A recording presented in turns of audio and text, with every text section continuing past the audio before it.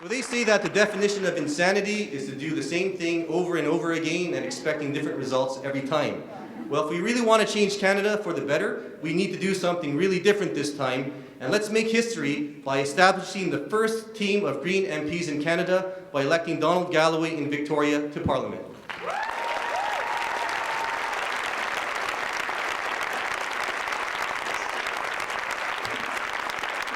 We are a country dependent on fisheries, on tourism, and on winter sports.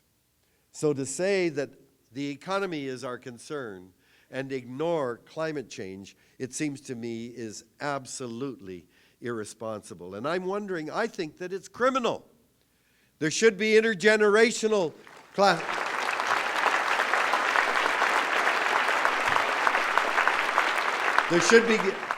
There should be legal means to hold our leaders accountable for intergenerational crime. We know now what we are doing is going to reverberate more and more intensely through the lives of our children and grandchildren. This is criminal negligence on the part of our elected representatives. And I believe there is a category that should be applied. It's called willful blindness. You can put people in jail if there are areas they should know about, but they deliberately ignore them as they go about their activities. Willful blindness is what's going on in Ottawa now, and I think that if there are any lawyers in the room, for heaven's sakes, you ought to look into that as something to hold people accountable for what they are doing.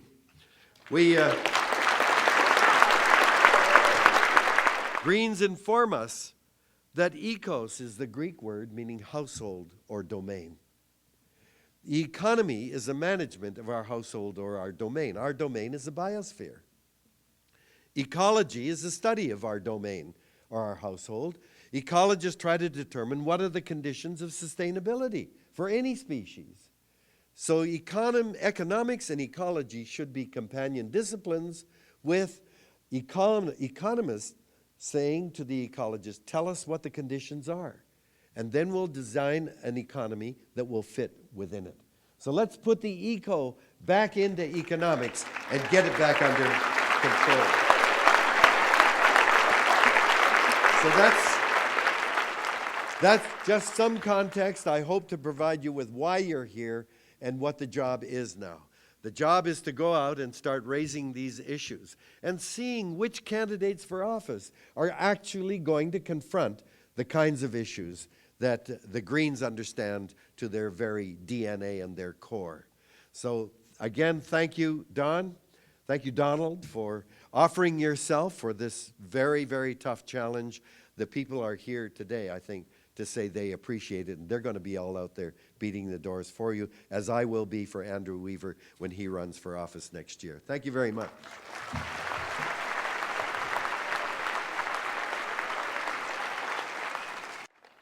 Are we really going to live in a world where our rights to privacy against internet surveillance are going to be cut right back? No, I say that's not the world that we're going to live in. Are we going to live in a world where our environmental laws are being gutted? No, that's not my world too. Listen, I came to Canada in 1975. I had spent some time in North America before that, first as an exchange student during the height of the anti-war campaigns. I came back as a graduate student. I knew my life was going to be in North America. I came to Canada. I came to Canada because I found its culture, I found its politics, I found its people to be warm, friendly, and communitarian-oriented. That's the life that I chose. I could have chosen to go elsewhere, but I chose this society. This society has now disappeared, and I am ready to fight for it back.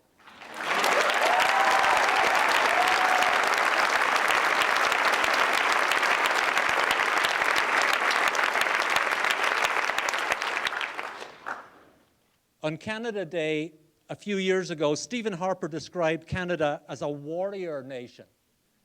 The nation I joined was not a warrior nation, it was a peacekeeping and peacemaking nation.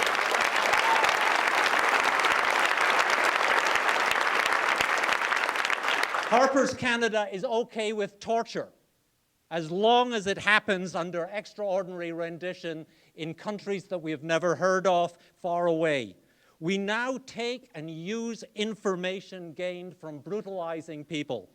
That's not the Canada that I chose to join. I want us to denounce torture and stand firm on the Universal Declaration of Human Rights. I want my country back.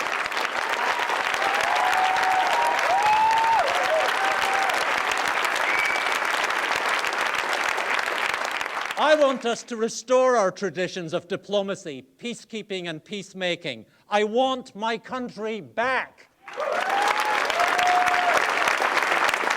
I want to know that the most desperate and marginalized people on this planet will have a fair hearing when they make it to our shores. I want to ensure they will be offered necessary health care when they get here. I want my country back.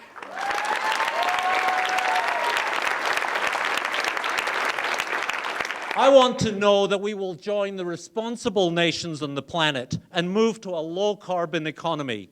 I want to know my daughter's future will not be threatened by climate change. I want my country back.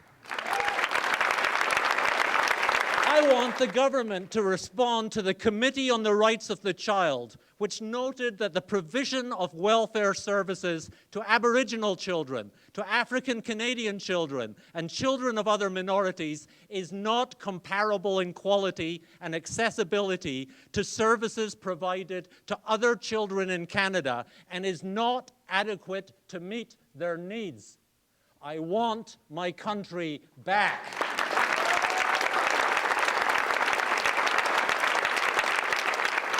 We know what one MP can do in Canada. Elizabeth has given us hope. Two of us can double that hope.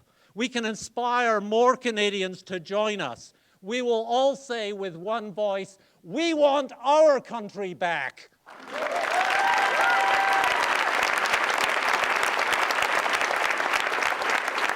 If you wake up on the 27th of November with a Green MP, I put it to you, you will feel both joy and hope. I think the world will be a better place. Thank you. We have an amazing team with one MP's budget. We first of all, read and analyzed the omnibus budget bill before any of the other parties had looked at it, Bill C-38 last spring. We put forward 330 amendments to try to block that bill, to force changes. It's such a contempt for democracy that a bill of 425 pages changing 70 laws would ever have been tabled at all.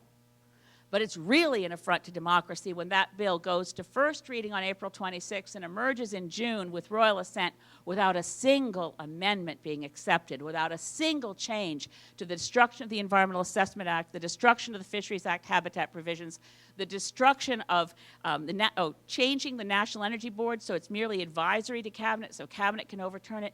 70 differently, eliminating the National Roundtable, 70 different laws amended, gutted, and repealed, and not a single change.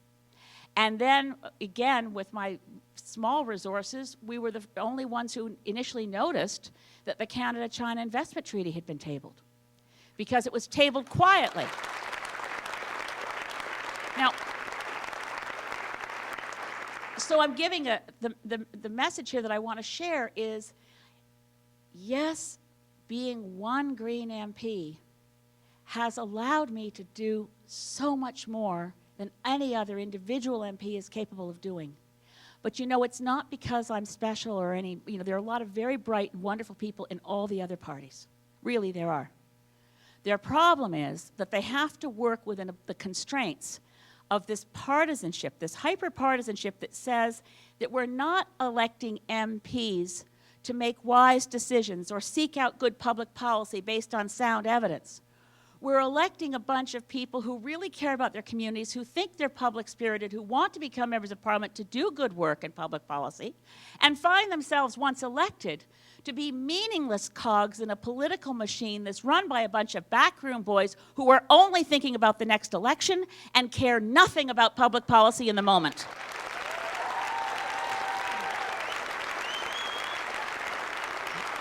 And so it's not with anger or hatred that I approach my colleagues in Parliament.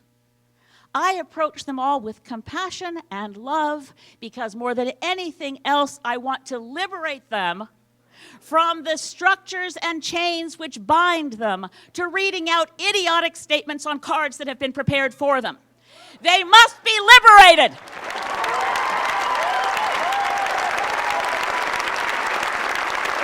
And if we, to unchain democracy and prove that it works, I can't do it by myself. Because every time I say in Parliament, well, it is, it's quite fun, but the joke is getting old, on behalf of myself and my entire caucus. I'm 100, the only caucus in Parliament that's 100% female. Right. I yearn for gender parity. I yearn for a large, undisciplined, unruly caucus because when I say to the media, we will never have a party whip in the Green Party, I read the bills, I decide what's in the interest of the voters of Saanich Gulf Islands, I work for them. They are the people who put their trust in me, and I will not miss a vote. I will not miss a day in Parliament except to go to the horrible climate negotiations next week in Doha. I work for the people of Saanich Gulf Islands, and I will fight pipelines, and I will stop supertankers on our coastlines and end fracking and protect First Nations rights. And by God, if there's any way in this world to make Stephen Harper resign, leave, or get fired before 2015, I'm going to find it.